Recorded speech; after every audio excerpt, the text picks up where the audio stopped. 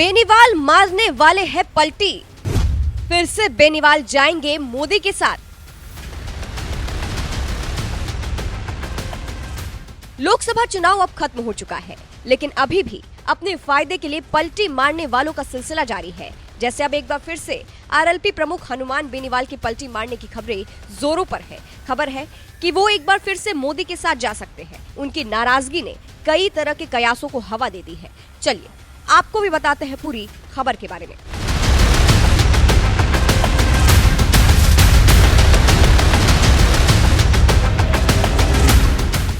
दरअसल इस बार बेनीवाल ने इंडिया गठबंधन की तरफ से नागौर लोकसभा सीट से चुनाव लड़ा था, जहां से उन्होंने ज्योति मिर्धा को हराते हुए बम्पर जीत हासिल की। लेकिन जीतने के बाद भी बेनीवाल इंडिया गठबंधन से नाराज चल रहे हैं। बेनीवाल फिर जाएंगे मोदी के साथ। खबर है कि चुनाव के नतीजों के बाद इंडिया गठबंधन की एक बैठक हुई, जिसमें बेनीवाल को नहीं बुलाया गया था। वो इस बात से बहुत नाराज हो गए। इंडिया गठबंधन की बैठक में नहीं बुलाई जाने पर बेनीवाल ने बड़ा बयान देते हुए कहा, आज इंडिया गठबंधन में हूँ, कल क्या होगा किसी को भरोसा नहीं। ये बयान अपने में बहुत कुछ कहता है। कहा जा रहा है कि बेनीवाल एक बार फिर से बीजेपी के साथ जा सकते हैं और एनडीए की बैठक में भी वो शामिल हो सकते हैं। और जिस तरह से उन्होंने कहा कि कोई भरोसा नहीं कल क्या हो जाए, ये तो सच है। राजनीति में कल क्या हो जाए ये कोई नहीं जानता। ऐसा इसलिए भी कहा जा रहा है क्योंकि लोकसभा चुनाव 2019 में भी बेनीवाल बीजेपी के साथ थे। उन्होंने बीजेपी के साथ गठबंधन किया था। ऐसे में बेनीवाल एक बार फिर से पलटी मार सकते हैं। हालांकि बाद में बेनीवाल ने यह भी कहा कि मैं बीजेपी के साथ नहीं जाऊंगा, इंडिया के साथ ही रहूंगा। लेकिन राजनीति में कुछ भी हो सकता है। आपको ये भी बता दें, लोकसभा चुनाव 2019 में हनुमान बेनीवाल ने बीजेपी के साथ गठबंधन किया था। तब भी उन्होंने ज्योति मिर्धा को हराकर जीत दर्ज की थी। ज्योति मिर्धा उस समय कांग्रेस की टिकट पर चुनाव लड़ रही थी। इस बार भी बेनीवाल ने बम्पर जीत हासिल की है और ज्योति मिर्धा को बीजेपी की टिकट से जो चुनाव लड़ रही थी उन्हें हरा दिया है। अंत में आपको सुनाते हैं जीत के बाद बेनीवाल ने क्या कुछ कहा था। इस खबर पर आपकी क्या राय है? आपको क्या लगता है, क्या सच में बेनीवाल पलटी मारेंगे?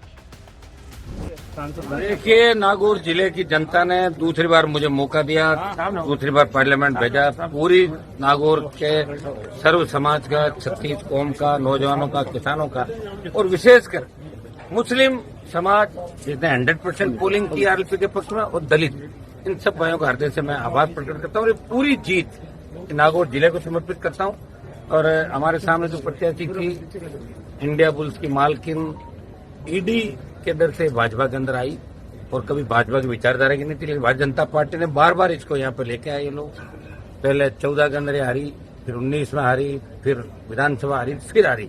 और मुझे लगता है कि अभी तक ये पीछा छोड़ेगी नहीं। चौथा मायरा हम लोगों ने भर दिया इसका वोटों से और आगे भी होगा तो हम लोग तैयार हैं। नागौर की जनता किसी बरगलावे के अंदर नहीं आएगी। जमकर सत्ता का दुरुपयोग हुआ नागौर के अंदर, आचार संहिता की धज्जियां उड़ाई भारतीय जनता पार्टी ने।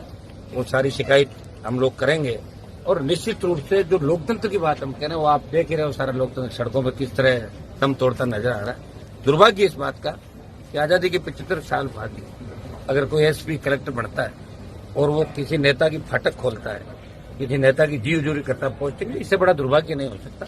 ये सारी चीजें भी हम करेंगे। अब कोई दिक्कत एमपी बन गया, अब सारी चीजें पता किसको कहाँ बुलाना और कहाँ बैठा रखना, ये सारी बातें हमारे हाथ के अंदर आ गई है। आप निश्चिंत रहें। पहले भी जो अधिकारी दादागिरी कर रहे थे राजस्थान में, उनका दिमाग ठीक किया, आगे भी करेंगे। और जिले को 1-2 दिन के अंदर अच्छी खुशखबरी हुई आपको 1-2 दिन के अंदर दे देंगे।